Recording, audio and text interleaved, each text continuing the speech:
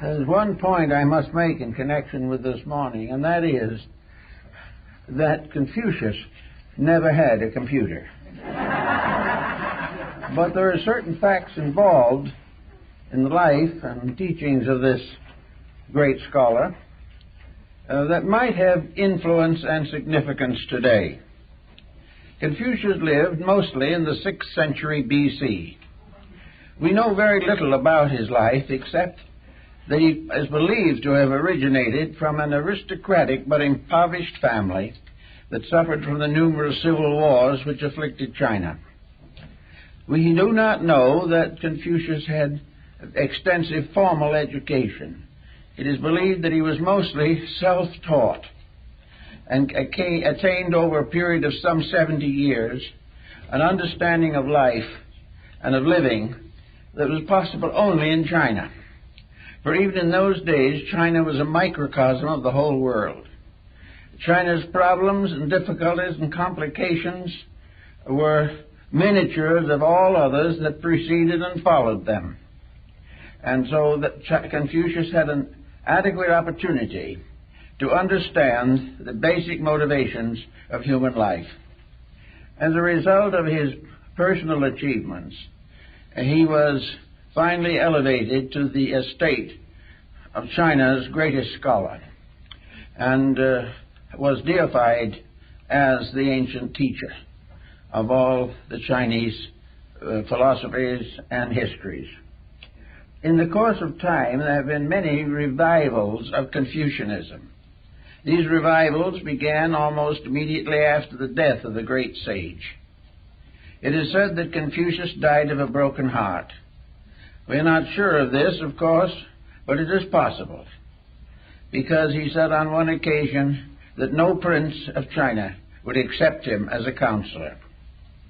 This was something that caused Confucius to realize very definitely that leadership in temporal and martial affairs usually blunted the mind to those permanent values upon which survival of society depends.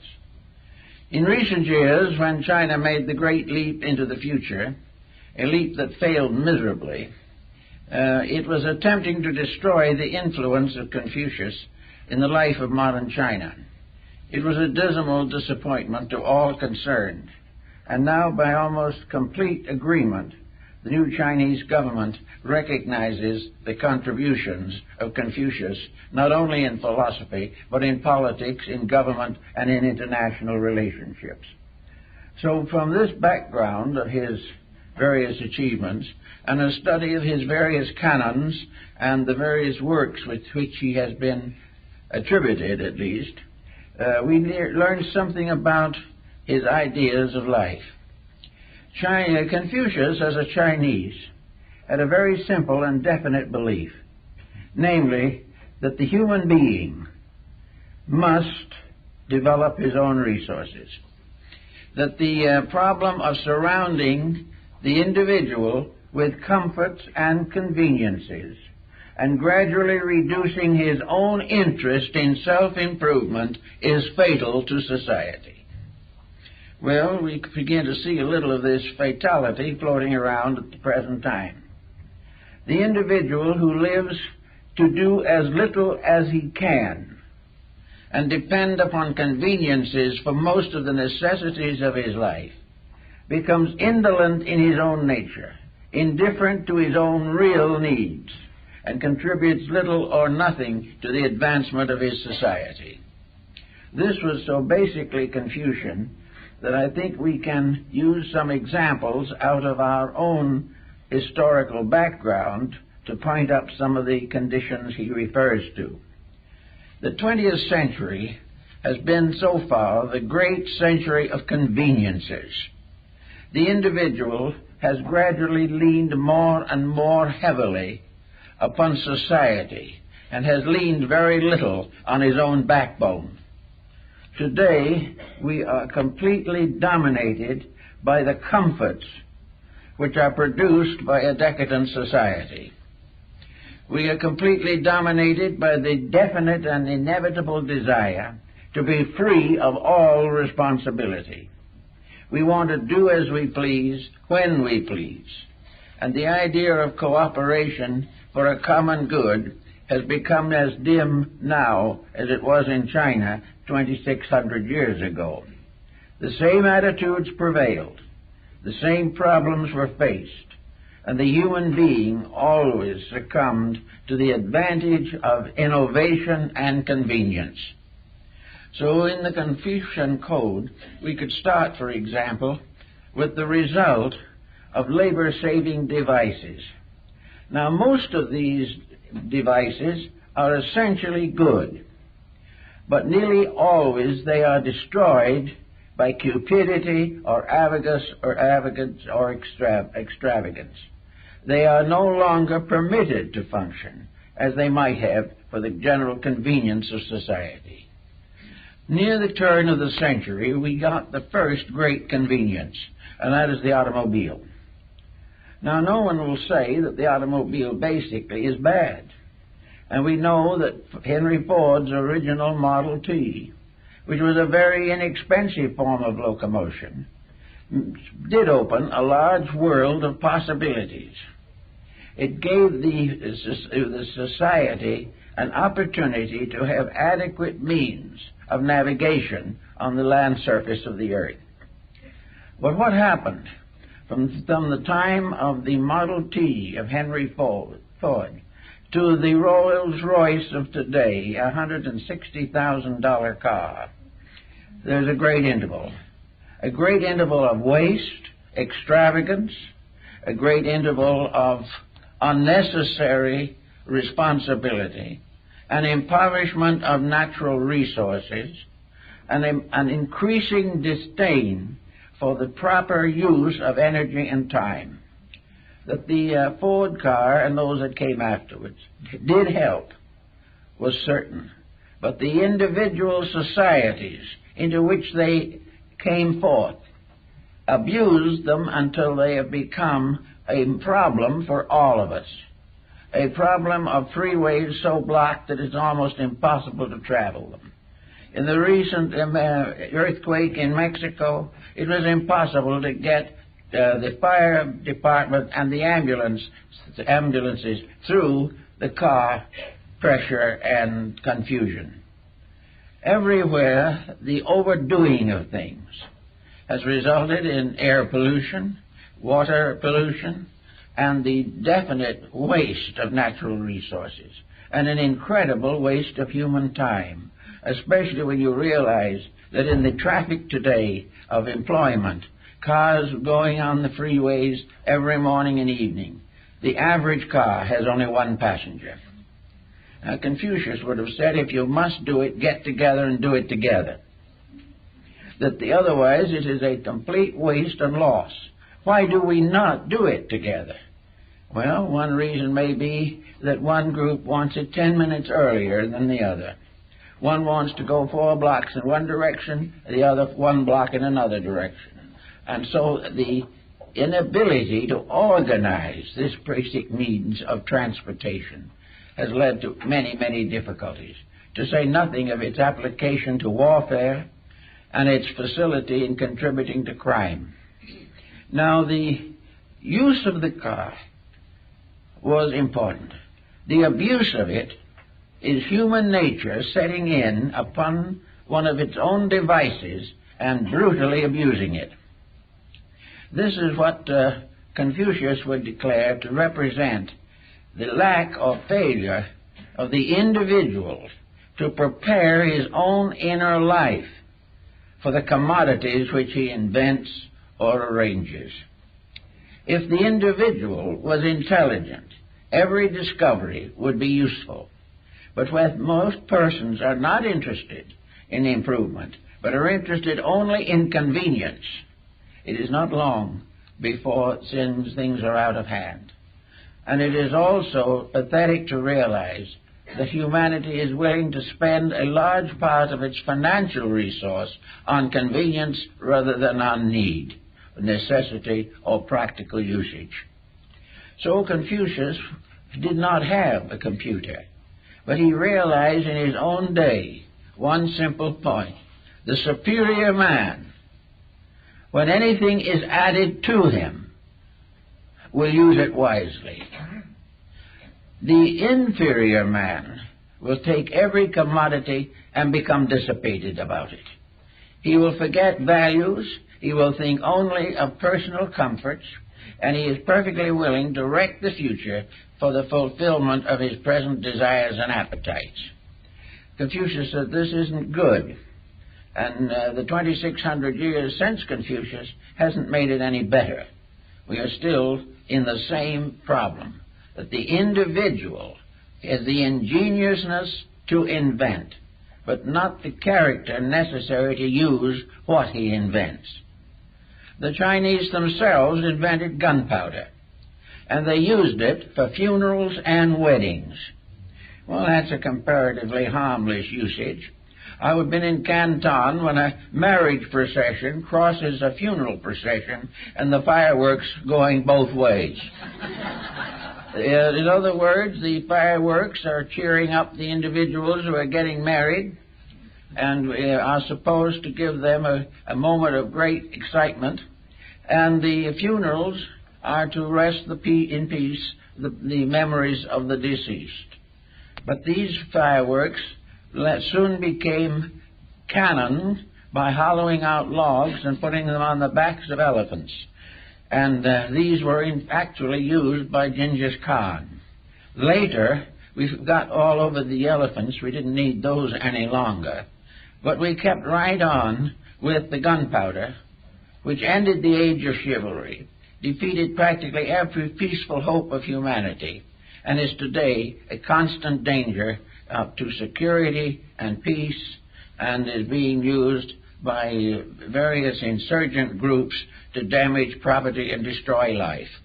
So something that was innocent at its beginning, that maybe a few farmers also used to blow roots out of their fields so they could plant them, gradually in the hands of ignorant selfishness has become a menace to the survival of humanity.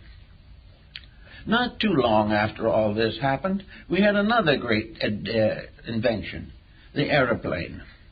Now, everybody really believed we had done something remarkable, and we had. It was a tremendous invention with great potential and great possibility, but we settled down slowly to ruining it, to do with it exactly what we could do to get our own way in things. To get all kinds of controls. The use of the airplane in war hardly needs to be mentioned. It has become a carrier of bombs instead of people. Little by little, the airplane has become a great problem to society. The noise is becoming deafening. The corruption of the manufacturers and the mechanics is a constant cause of anxiety, and everything related to it is now done to death. Those who have it need it for some occasions. In Australia, the physician in the outback can get to his patient in his little airplane.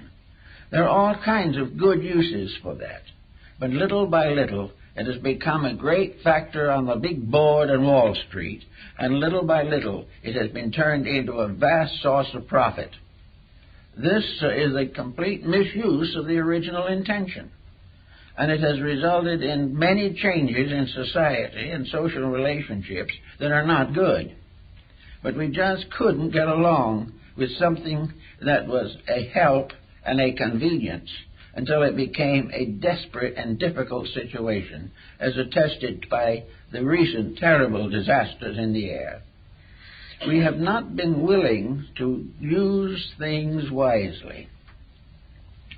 When the farmer in Rome found the box of gold in his field, he wrote a letter to the emperor and said, "What shall I do with it?" And the emperor said, "Use it." The man said, he wrote again, he said, "I don't know how to use it." The emperor replied, "Then abuse it." And this is exactly what has happened all the way along the line. And this was happening in the day of Confucius. And he began to recognize that the individual was building around himself such a defense against labor, a defense against integrities, a defense against the practical, that he is gradually undermining his own survival in the cause of immediate luxury or success. Now, had we got the plain thing settled a little bit before the movies came along, and they were to change the history of the world. We were to be on the verge of the greatest educational medium humanity has ever known. We were told that we were going to change the whole history of the race, that we have developed something that could be of the greatest value and the greatest importance to the unfoldment of knowledge, to the expanding of human horizons, and a means by which wisdom and understanding could be brought directly into the theater or into human life.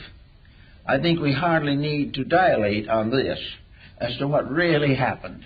A comparatively simple and inexpensive medium, which was really a kind of home industry for a long time, gradually bludgeoned into something that is so terrific that no one can stand the weight of the tremendous power of this thing has to destroy peace of mind, represent the basis of international understandings, and destroy the interest of the individual in doing thinking for himself.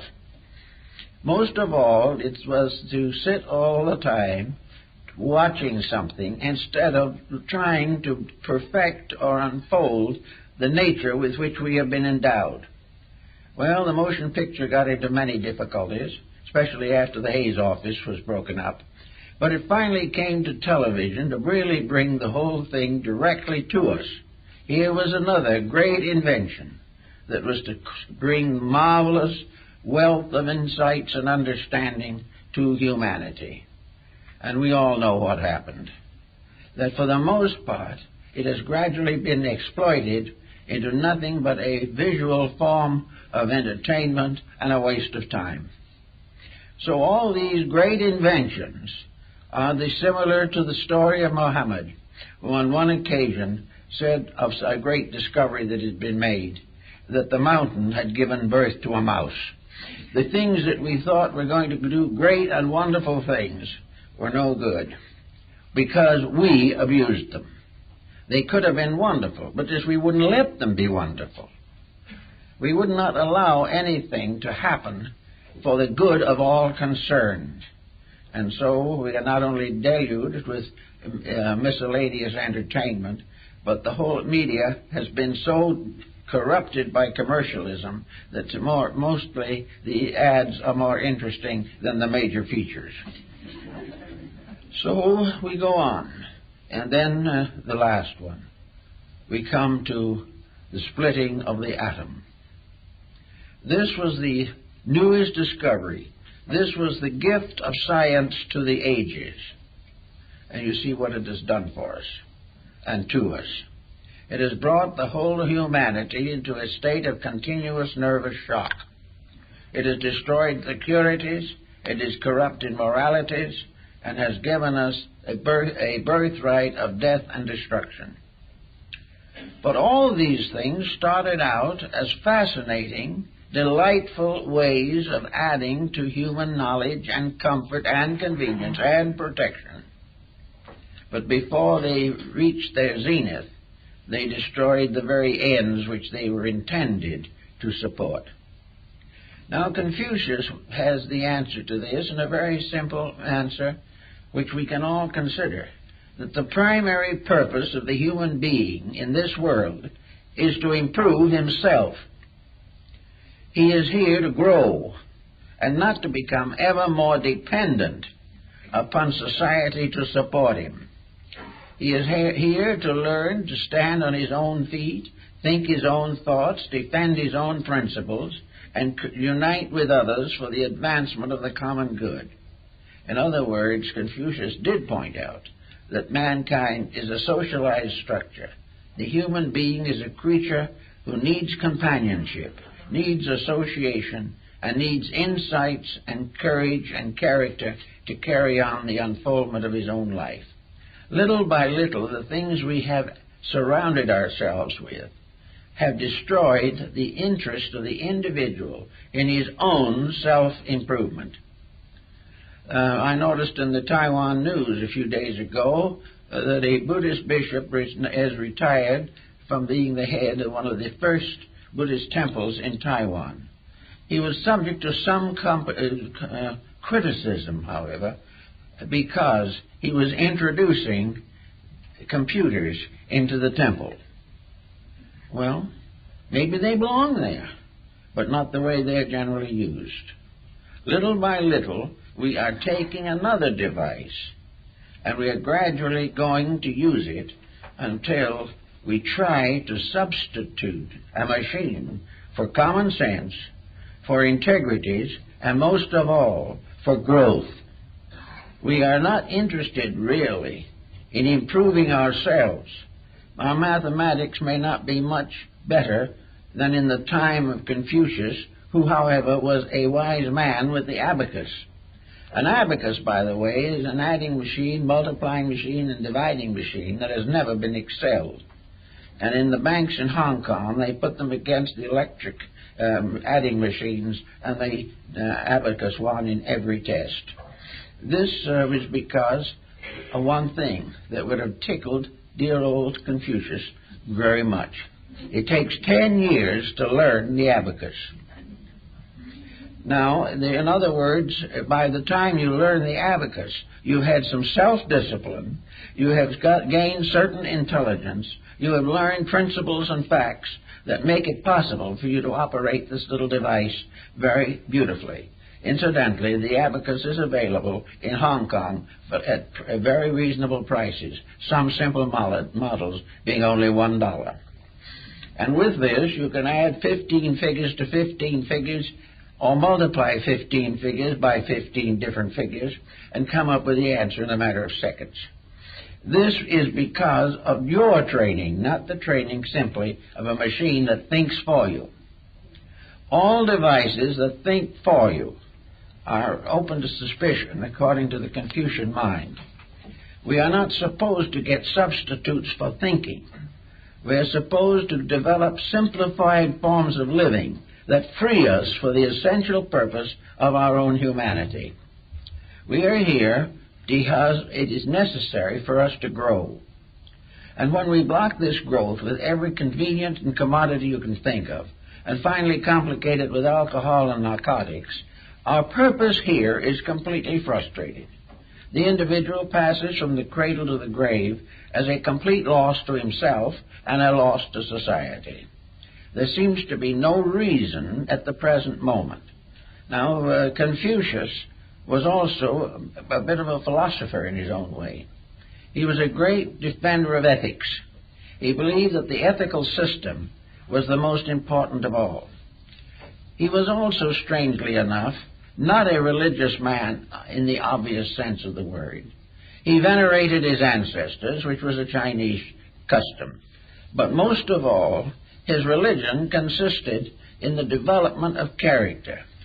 Wherever there is a deity anywhere in space, wherever the universal laws govern things, their greatest accomplishment is to find honest people, to find those who can use new ideas constructively and will take the potential resources of the universe as they know it, and our world particularly, use them carefully, conserve them, realize the importance of understanding them, and perfect ourselves in the skills and courage to make this world an orderly place in which to live. Now, Confucius felt that the more we are deflected from this essential purpose by ingenuity or luxury, we are destroying ourselves. And that in so doing, we are turning our world into an unsafe place, that we are endangering the integrities to support the selfishness and acquisitiveness of human beings. Man is not here to accumulate material possessions. He is here to stimulate and unfold the internal resources of himself. Therefore, the ideal of Confucius is set in the concept of the superior man. Now, what is a superior person? Well, Confucius gave a very simple answer to it and probably lived it. as closely as any human being could. He said that a superior person is one who is above doing inferior things. In other words, a superior person will not compromise integrities, will not lower himself to abuses of privileges, and will not allow himself to develop habits that are detrimental to his own life or to the community in which he lives. The superior person is one who is above inferior actions. Now, inferior actions all root in one ethical concept. Nearly always inferiority is an effort of that which is unworthy to achieve what it does not deserve, or it is the effort to create unworthiness as the norm and demanded of all human beings. Instead of rising to the higher, the individual tries to drag his society down to his own level. In doing so, he is no longer a superior person. Confucius also pointed out that the superior person finds it important and valuable to simplify his life. A complicated life is a wasted life in most cases. Unless these complications are extraordinary dedications, complication is merely a waste of energy, a waste of time, and a loss of the opportunities, privileges of human existence. So Confucius believed in being simple on the outside and thoughtful on the inside. He believed that the individual's primary need in life was to so simplify his conduct and his possessions that he had time enough to grow, and that growth was improvement, and growth was the acceptance of learning of some kind that was valuable. Now, Confucius recognized two forms of learning, secular and that which is superior to the secular. He recognized the fact that some learning must be used to give us a livelihood in this world. He was fully aware of the need of the apprenticeship system. He knew that young people had to be educated to carry on the problems of daily living. And by gradually involving a skill or a proficiency in the curriculum, they were prepared to face the vicissitudes of physical confusion.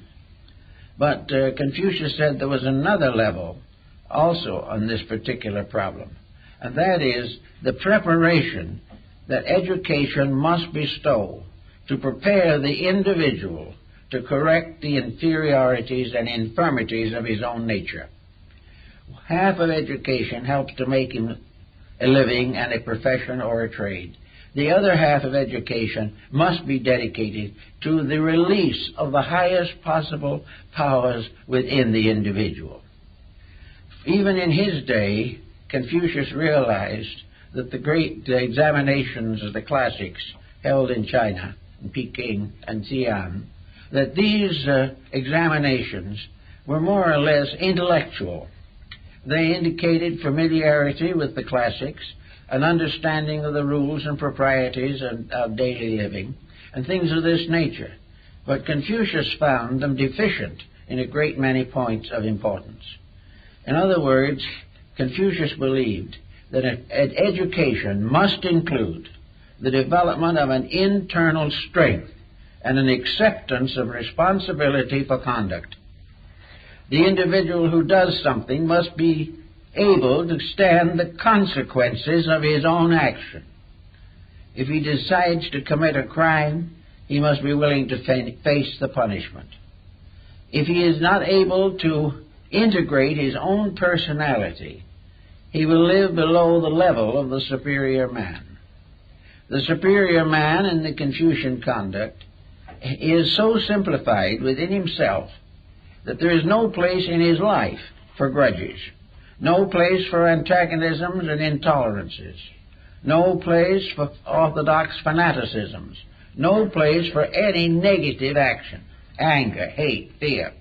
These are the attributes of an inferior person, because an inferior person does not understand why these negative situations are in existence or necessary. and he doesn't realize that they are necessary only because he has created them. So the Confucian must become what we might say a gentleman. And there is no doubt in the world that in the Chinese code, whoever was a Mrs. Confucius had the same responsibilities. In the Chinese philosophy of life, the responsibilities of the family were divided among all generations that existed together. He did not consider the fact that the head of the family had to have a dogmatic or critical or cruel code of conduct, because he was one of the first to point out that whatever we do to others should be the same that we would have them do to us. One of the 40 different religions and philosophies that stated the golden rule was Confucianism. Confucius said, never do to anyone else what you would not have them do to you. Now, this brings together a whole group of factors.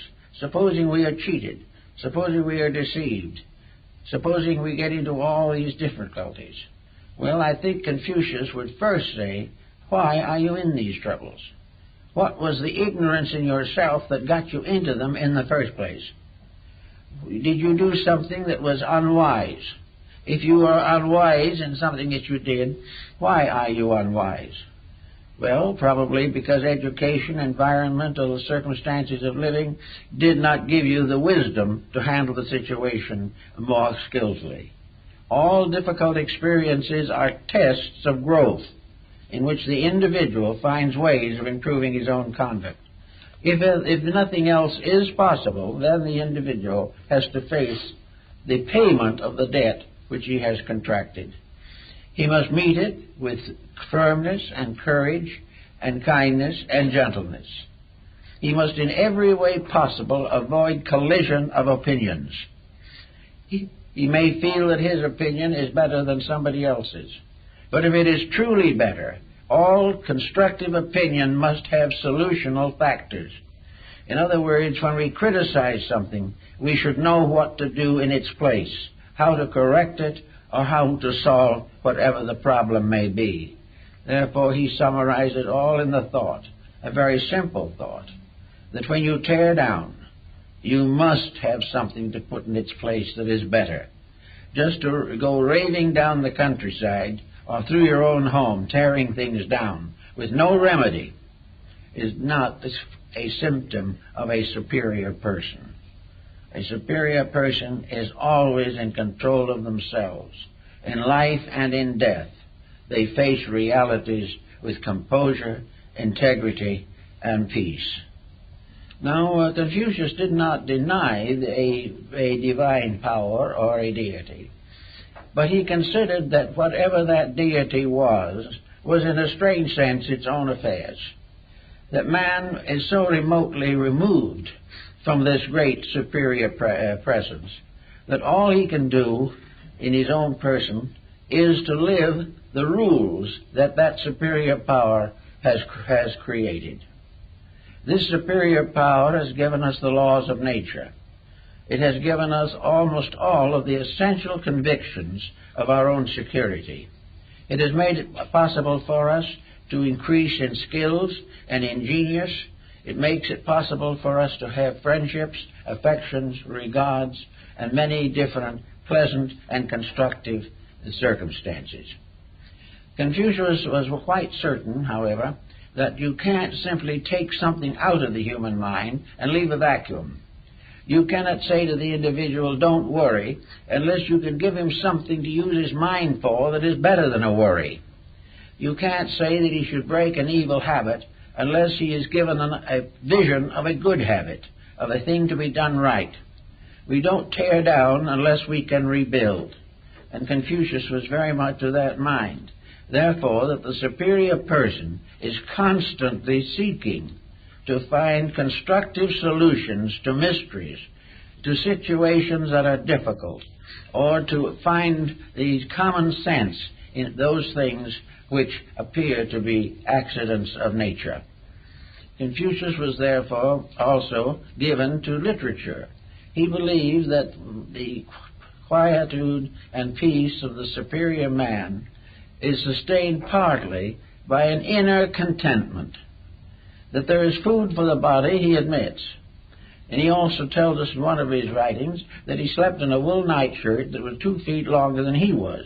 This was, of course, a critical and vital fact, but it was important to him. But Confucius also was a poet. He loved to read good poetry. He liked to study the classics. He liked to know what other people were thinking. He was able to sit quietly and listen happily to people who disagreed with him. He did not demand a private universe ruled over by his own convictions. What he was trying to do was to build within himself a character strong enough to face the truth without flinching. And when he found or came very close to being in that condition, he discovered that when you face the truth, there is really no need to flinch. It is not something desperate and difficult. It is simply something that individual has ignored in order to live less than he needed to live. The better life is not something that is of great hardship upon character or time or energy. It is really the simplification of all things. What, of course, if you simplify the life of the average person today and take away from him everything he doesn't need, there's not really much left for him. He is practically bankrupt as far as values are concerned. The only thing that is keeping him alive is his own mistake, whatever it may be. He is struggling from one day to another through the difficulties he has set up for himself. Well, in some cases it seems impossible for it to be otherwise. He's not going to get rid of the difficulties always, because the difficulties arise around him as well as within him. But the way he reacts to difficulty is always a private property of his own. He is able to do that which he is strong enough and wise enough to do. And the ethical side of his lives was to Confucius a balance of philosophy and common sense. Of all the philosophers of antiquity, he was probably the most realistic. He was the one who was not given to strange visions or distant beliefs. He believed in a world in which there was work to do, and somebody had to do it. And unless people began to do the work better, the world was going to get worse. Now, he was more or less justified, because in the 2,600 years since he was with us, the world has been in pretty poor shape most of the time. In other words, as one wise person remarked, history as we know it is very largely a long, drawn-out story of human failure. The good things were minimized. The truly great people were martyred, forgotten, or ridiculed. And the world went right along making the same mistakes from the time it first threw a rock at someone until the day when he now wants to throw a rocket at them. It's the same thing. We haven't gotten down to facts. And yet within the human being, there are powers that are great enough to solve these problems. The human being who could invent a computer could also have an understanding of its proper use.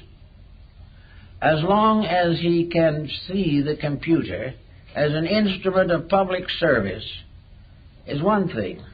But the moment this instrument passes its skills and its mechanical advantages to the unenlightened and the uninformed, to the honorable and the dishonorable, the computer begins to react savagely upon its own inventors. It permits a more convenient way of being wrong. It gives the individual further opportunity to advance his own selfishness, to use the computer to the advancement of the crime empire that we now live in. So no one can afford to invent unless he has some way of assuring that the invention will be properly used. Now we don't know what will be next invention, but it will be another one, and we will do the same thing with it. We will think of it largely in terms of how many $1 million profit it will make. And we also will think of it to some degree on how much it will satisfy unnecessary attitudes of our own. It will get us somewhere quicker, but we won't be any better when we get there. It will enable us to avoid or evade certain forms of education, which, however, only means we are less educated than we were before. A computer cannot educate us. The individual has to educate himself. He has to use the efforts of his own inner life. No matter what device man invents to the end of time, there will never be a device more extraordinary than himself. There will never be a form in nature, artificially created, that can equal man's natural birthright, his natural values, his natural insights, and his potentials for achievement. The human being is an absolutely universal creature. Everything that man has ever thought of or known has come through his humanity. The great art, the great music, the great literature, the world religions, philosophy, science, ethics, morality, all these things arose from a mysterious little complex in the human head. And there is no limit to what can come out of the individual if he can train it and will dedicate it to right use. If, however, the individual does not use wisely that which comes out of his head, in a short time he will perish, and the achievements that he has made will go back into the earth with him. Everything that man learns gives him a new insight into value. Now, young people today are bankrupt for value. They are surrounded by selfishness. They are part of a system of high exploitation, and every direction that the individual looks, there is some kind of corruption or shortcoming. This makes it very difficult for the individual to really achieve to the integrities that are necessary. In another strange way, this was true in the days of Confucius. He lived in a world that was full of antagonisms and petty ambitions. China was not a country or a nation at that time. It was a mass of little feudal principalities ruled over by despots and tyrants who loved to take over their neighbor's property and murder anyone who tried to interfere. It was a time of war, strife, sedition, corruption. Yet with it all, it produced two great persons who were contemporaries, Lao Tzu and Confucius. There's a story that they met, but this may be apocryphal. We're not absolutely sure about it. Confucius admitted that he could never understand the strange, vague spirits that moved in the clouds behind Lao Tzu. To him, Lao Tzu was a mystery, unsolvable. On the other hand, Lao Tzu, facing Confucius, found in him a level of insights or understandings which were incapable of gaining the insight that Lao Tzu himself believed to be necessary. In the end, Lao Tzu is pictured with riding on a water buffalo off into the Gobi Desert because there was nobody that wanted what he had. And the last words of Confucius were, "I have failed." So this is what happened 25 centuries ago. And this is the thing that happens today when anyone tries to break through this armament that has been developed around a success syndrome, a belief that what we are doing is so magnificent, so wonderful, and so remarkable that if we perish doing it, it's all worthwhile. This is a little kind of sad to think about, but it is definitely there. At one time, Plato also wanted to reform the Athenian state. He had the background as family that he could be an archon or an elder of Athens. He tried it and retired immediately on the grounds that it was impossible for him to accomplish the good necessary to make the Athenian state a better and more honorable place. Therefore, he retired into the academy and lived there for the rest of his life, creating a little empire of his own in which his disciples began to understand what he was trying to accomplish. So Confucius, in his way, was one of those who, to borrow the words of President Woodrow Wilson, who said it was better to fail in a cause that must sometimes succeed than succeed in a cause that must certainly fail. Today we are all in this problem. It is better to do the thing as right as we can do it, knowing that in the end right triumphs, and that every step that is taken in the right direction becomes part of man's heritage of wisdom. And there have been many very great dedicated hearts and minds that have given us wonderful insights and wonderful instruction. But most of these we don't pay any attention to. Our reading now is usually in sensational paperbacks. It is punctuated here and there by a new idea. Some of those ideas are good and some only complicate the situation. But anyway, the human being quietly has to recognize that none of these things need to move him. He does not need to be wrong because being wrong is fashionable. He doesn't need to remain ignorant because wisdom looks like a responsibility. He does not need to neglect his inner life in the desperate effort to become physically opulent and successful. How we got the way we have is difficult to imagine because the truth of the thing is so obvious. And of course the simple answer to the whole business is that success for most persons has to end at the grave. All the things we have piled up here we simply leave to our relatives or our descendants to haggle over. We cannot take with us anything except, if something, what we have achieved internally. We are supposed by nature to leave this world a little wiser and a little better than when we came in. If this is a failure, if we do not know more on our deathbed than we did in the cradle, then we have failed. And that is the problem. In fact, it's worse, because when we were children, we only knew or were only ignorant, simple ignorance. Whereas as we get older, to follow the Confucian adage, we come to the time when we know not, and know not that we know not. Instead of being simply ignorant, we become compoundly ignorant. That is, we have reached the point where we not only do not know the truth, but have accepted so many things that are untrue that it's almost impossible to extricate our mind from the dilemma. So actually, the problem of making something out of life is not as difficult, dangerous, or terrible as we might think. It is simply a matter of building internal value. Now, at the beginning, it will probably be a bit sketchy. We're not going to start in by being stupendously enlightened.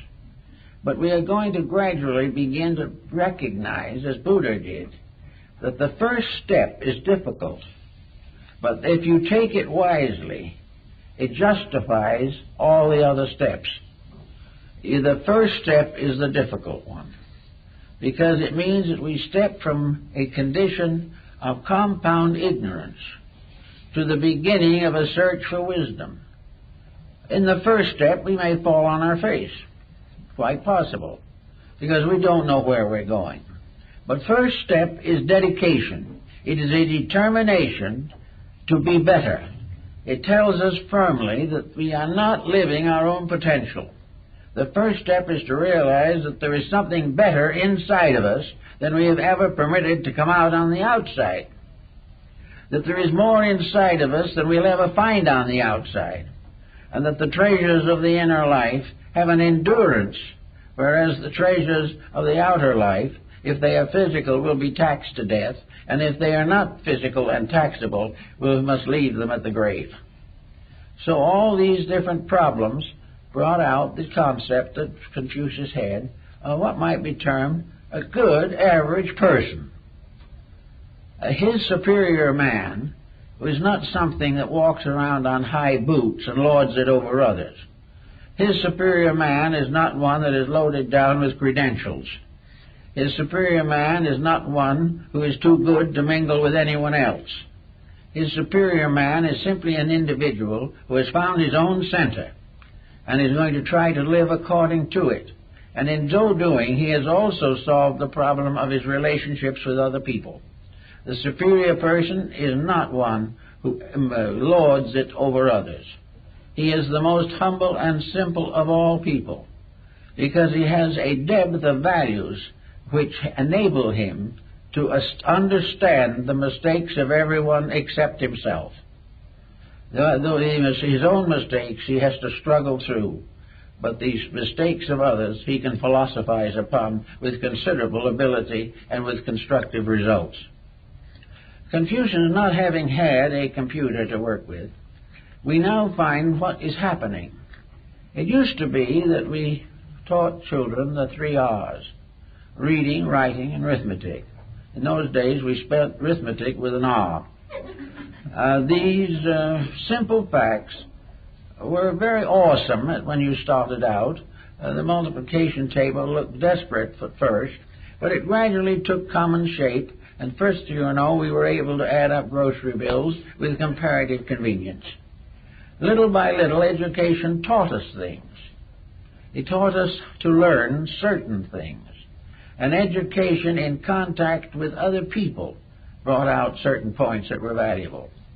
But now, if we allow computerization to do our thinking for us, to enable us to solve all the problems of higher mathematics, for instance, because we know nothing about them ourselves, but the computer could give us the answers, we are going to have a new kind of ignorance, an ignorance based upon the misbelief that a mechanical device can think and has proper moral integrities.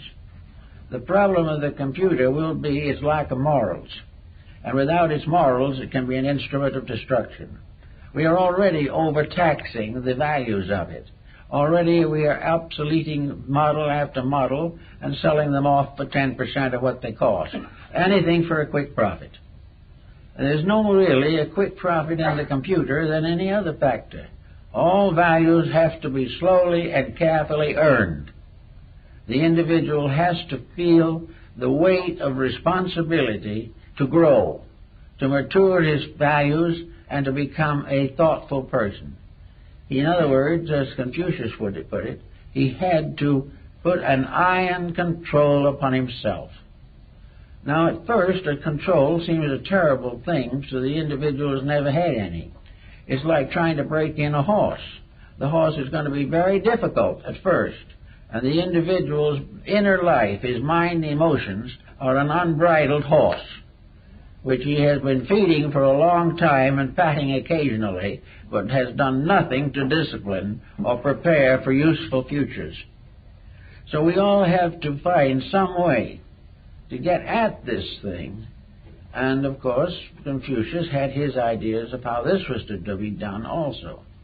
One thing he observed or remarked clearly was that it was necessary to use the sensory perceptions not as instruments of pleasure, but as instruments of information. In other words, your eyes are to look for things worth seeing. Your ears are to listen to things worth hearing. But if you use your eyes only to amuse yourself, or you use your hearing only to listen to rock music, you're liable to have difficulties. All these sensory perceptions must be used constructively to tell us things. They must tell us when we make a mistake. They must tell us when we have overdone something or neglected something. These faculties are there to make bridges between our own minds and the natural world around us, which has principles and truths that we need to understand.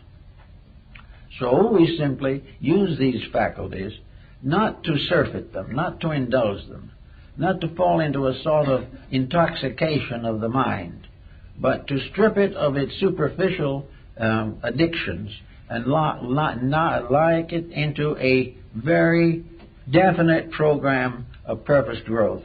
This we have to do, or else we will go out of this world as we came in. And that is really too bad, because it's, and according to Buddhist philosophy, it merely means we come back with a heavier load of karma than we should. We should be paying karma, not making it.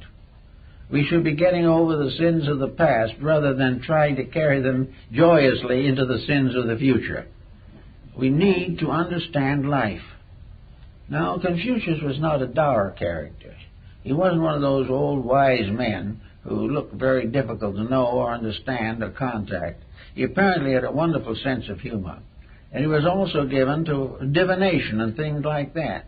He wrote an elaborate commentary on the I Ching, which was one of the best that was ever written and is still included in most of the Chinese texts. He was interested in everything. And he also had a realization that the sciences were instruments of divination. Even reading, writing, and arithmetic have a magic in them. The magic of what they do to the mind, helping to strengthen it and develop it. The individual who does not care about developing the mind is going to have sickness, he's going to have broken homes, he's going to lose his job, or stay on a very mediocre level as long as he lives. And now in Switzerland, for example, the Tibetan people who have been thrown or cast out of Tibet, or have escaped as best they could, are now fitting themselves into the life of Switzerland and are doing an extraordinary job of it. The young Tibetan children are now attending Swiss schools. And according to records published recently, most of those Tibetan children, although they came from another land and have had to learn a language, most of those children are at the head of their classes at this time. Why? Because their ancestry taught them that to learn is a privilege. Their background warned them of the importance of developing disciplines and strengths and to adjust to realities and to prepare to live in a constructive manner in a strange world that far from the one they've left behind. It was simply a matter of these young people having brought from Tibet with them an integrity which has not yet been destroyed, an integrity which makes a reason for what they're doing. They are grateful for the chance of learning. Most of our people have a tendency to resent the responsibilities of learning. To them it is a bondage, and many of them feel that is justified because the type of learning they're getting is not what they want. Well, there are two sides to that coin. One is that they're probably right in many of their conclusions. They're not getting the education that they should get. But on the other hand, they are getting an education such as it is, much of which they need, regardless of its ineffectiveness. To reject the education we have does not mean that they have found a better one, and there's where the problem is. It means simply that they renounce education per se. They just walk out of school and become dropouts.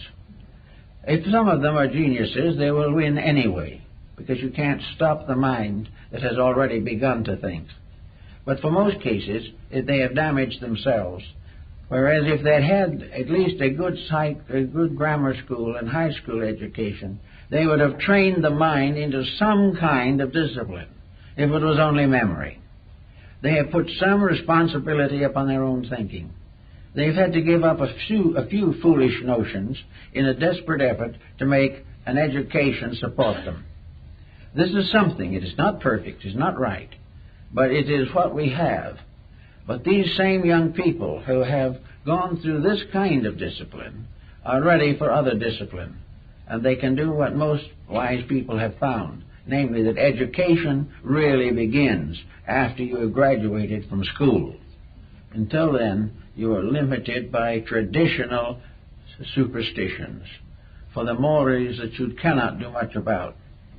Confucius, therefore, gave us the model of what he calls the right kind of person. This right kind of person is a homebody. The world begins in the human home. And according to Confucius, all of the relationships of life expand from family.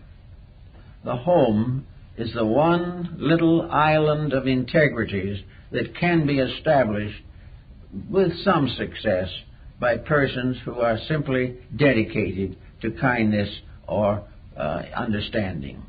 The home becomes the basis of all knowledge.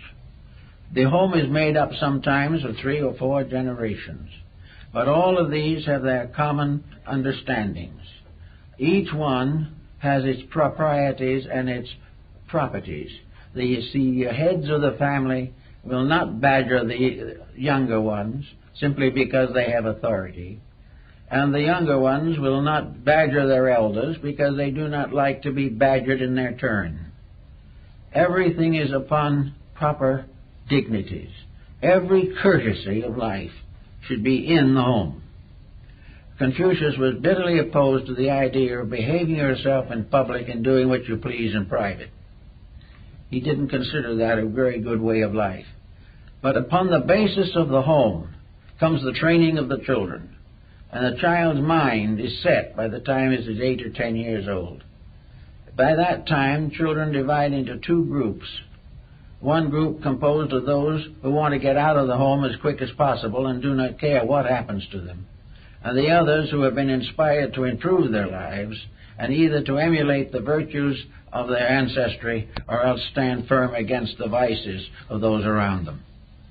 So the child becomes the basis of the empire.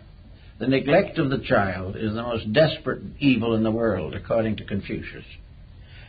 He said that where we do not give the children the proper background, we are crippling the adult. The ruts we set in the mind by our own attitudes and the false opinions which are set there in very early life are almost impossible to eradicate. They are gullies and valleys and cliffs and precipices in the mental structure which become a detriment to all constructive thinking.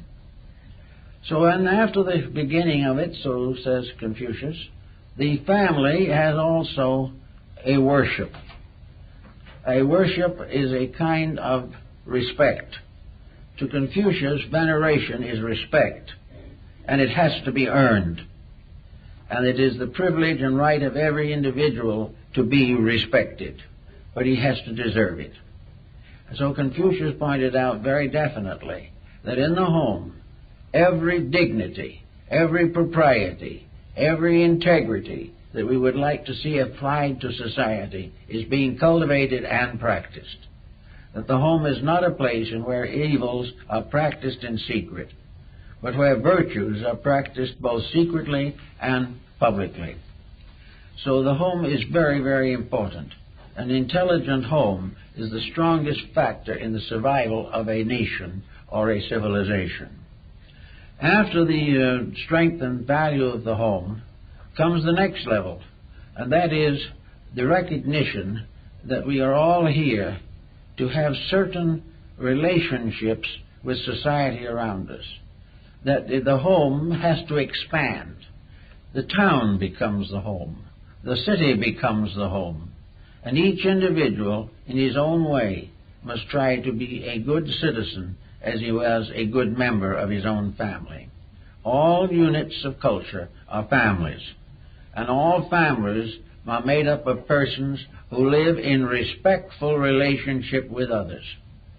Every courtesy and dignity of life is practiced first in the home and then in society.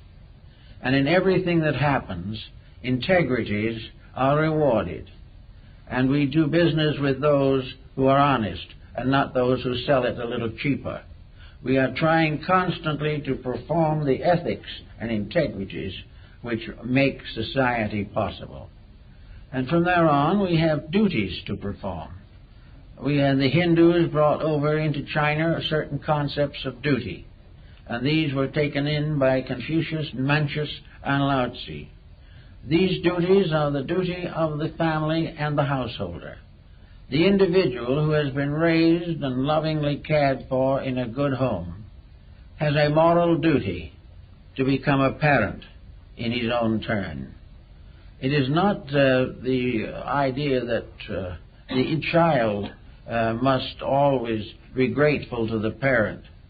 It is that the parent must in turn become a parent.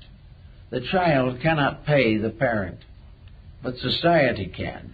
And all these different values become very, very important in society.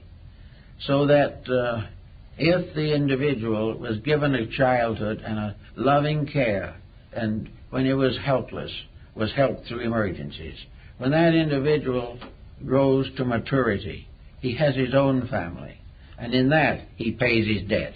He pays it not to those above him, but he pays off by carrying forward the better levels of thought and action. He rewards his parents by disciplining his own children in their own turn. So that there is a reciprocity in all these things. We pay all debts. The debt of birth we pay when we give birth to others. Everything has an honor system related to it. And it is the loss of this honor system that, according to the Confucian concept, reveals the death of a civilization. When virtues fail, then there is only one answer, and that is a divine intercession of some kind. Also, as we go on further, the Chinese code says that we must prepare a livelihood that is suitable to our needs. And this livelihood is in no respect different from one level of society to another. Confucius said that the idea that some people's jobs are better than other people's jobs is completely unrealistic. Each individual doing the thing that he can do to the best of his ability is equal in every way to a person of greater talent who is doing larger things. In other words, the individual who uses his means and his abilities honorably is an honorable person, and there are no class divisions of this kind. There are only two kinds of people, those who are doing it right and those who are not doing it right. And those who are doing it right are all on one level, regardless whether they are a prince or a farmer. Those who do it wrong are also all on one level.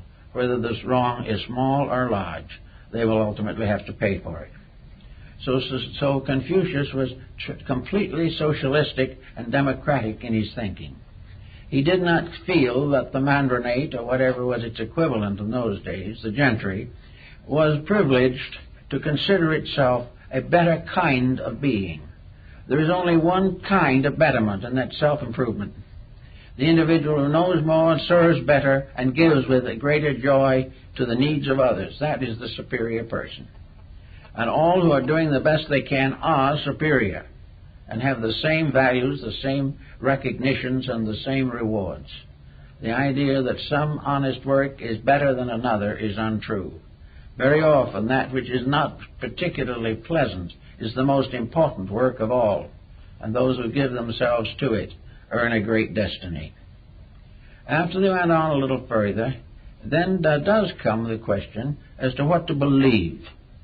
Well, how are we going to judge or believe the world around us, or what we might term the world within us?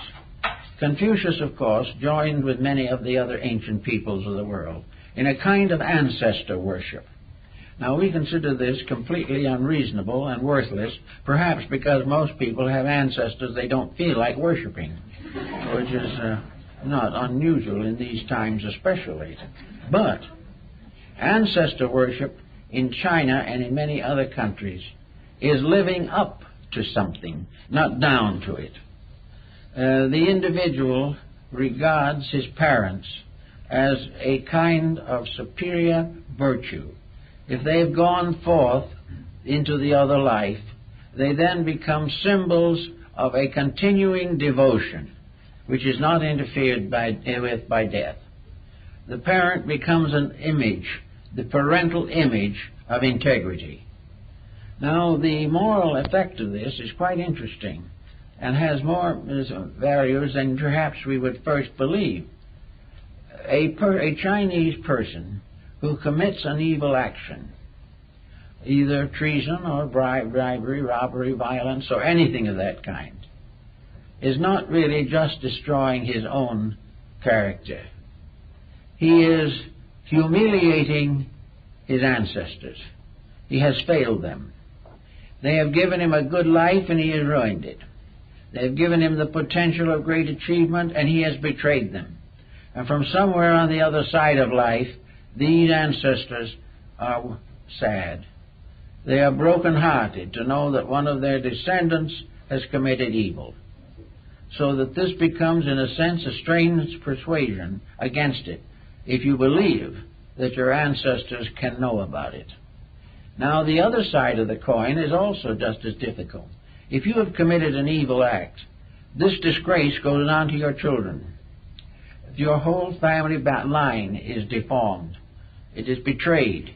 The children have to accept the fact that their parents were not virtuous, that they were the progeny of an inferior code of life.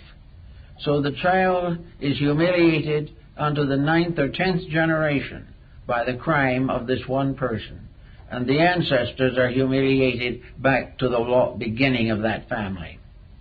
Well, with this moral suasion behind a people who believe in it, you can see why it might have quite an effect upon the integrities of life.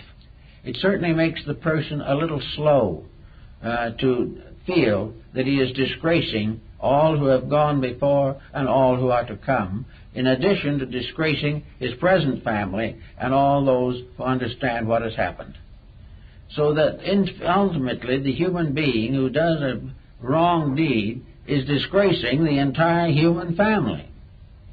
He has done something unworthy of the tremendous ponderance of value which has been bestowed upon him by nature. He is not fulfilling the rules of rightness, and therefore it is a repentance. And the Chinese philosophy is very complex on this situation. Atonement is very difficult. Once an evil has been done, the family honor is lost. This is something we don't think about very much. We don't care. Maybe it's superstition, who knows? But a superstition that makes people honest is perhaps a good substitute for a wisdom that they do not possess. It helps to fill a vacuum with an area of material factors the average person understands. He knows his family, and he knows families of other people, and he has heard of the sorrow that has been caused in this type of thing, and therefore he is more thoughtful. The Japanese have a similar practice. Once a year, they welcome their deceased ancestors back into the world of the living. They go to the riversides or streams or to the ocean side, and with little lanterns to escort their invisible ancestors to their home. When they get to the home, a special seat is placed for the ancestors at the banquet for the occasion. Nobody can see them, but everybody feels that they're there as a presence, so that the invisible ancestor has certain requirements. He must understand what has happened to the family since the last meeting. A year ago he was there, and everything was going fairly well, but this time grandmother is sick. This is a very serious factor, and may be something to be given very special consideration, because the ancestors deceased are very, very much there in spirit, if not in flesh. Also, the condition of the family. Has there been arguments between family members? Is there something that is inharmony in the family? Well, if there is inharmony in the family, there's been an unwritten law that it must be arbitrated before the ancestors get there, because the ancestors must be made happy by knowing that their children and their husbands and their wives and all the family are living according to good principles. If this is not true, it is a serious disgrace. One other thing, which perhaps has a little more vital significance, is that all ancestors are very unhappy if a family is in debt. That is bad. If people have put off paying their bills, this is a heartbreak for the invisible relatives.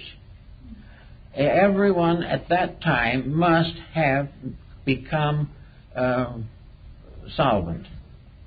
There are cases known in which families have sold family treasures for ridiculously low figures in order that they could pay bills before that important day. But the parents must, who come visibly, or maybe some of them are still alive, there must be the respect that the family is out of debt. Well, we'd say these are all superstitions, but some superstitions do lead to constructive results. And for lack of them, and for the lack of anything better, a society can fall apart. So in the Confucian way also, the problem of government is very, very interesting. The Chinese emperors in the olden days had the annual ceremony of the Temple of Heaven. On that day, the emperor took off all of his royal regalia and put on the white cloth of a peasant. And he walked on a road that was covered with sand brought in from the desert of Gobi. And he made the pilgrimage with nothing but a knotted staff along the way of life until he came to the Temple of Heaven.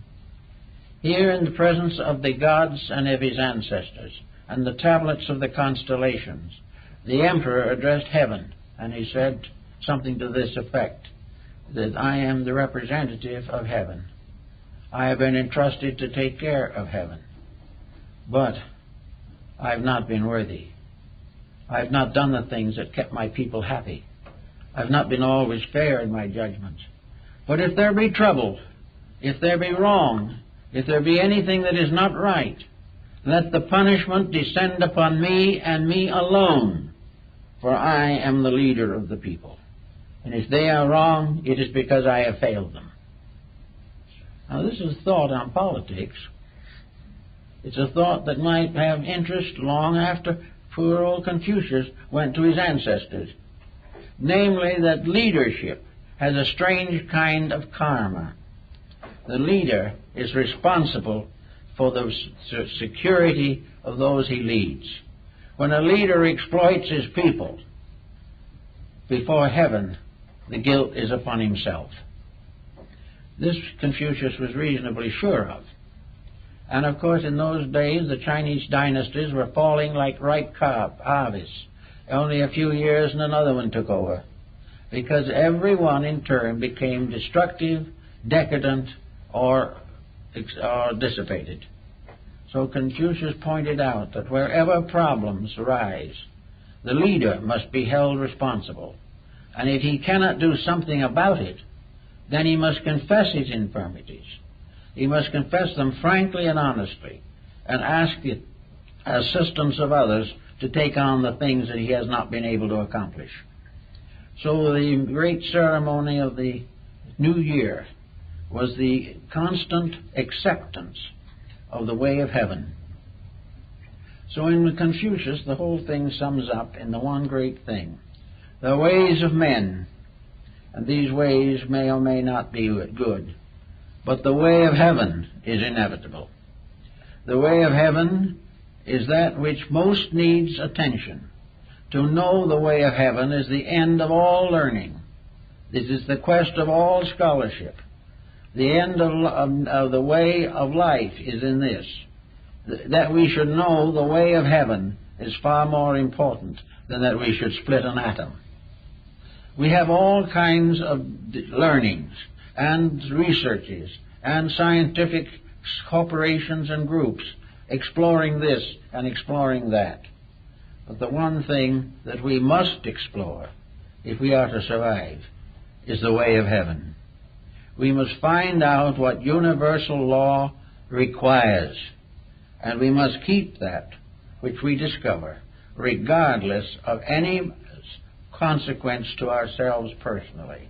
And if we think we have discovered it, and are supporting something that is not true, and we find that it is not true, then it is our need to recognize this and continue our search for the way of heaven.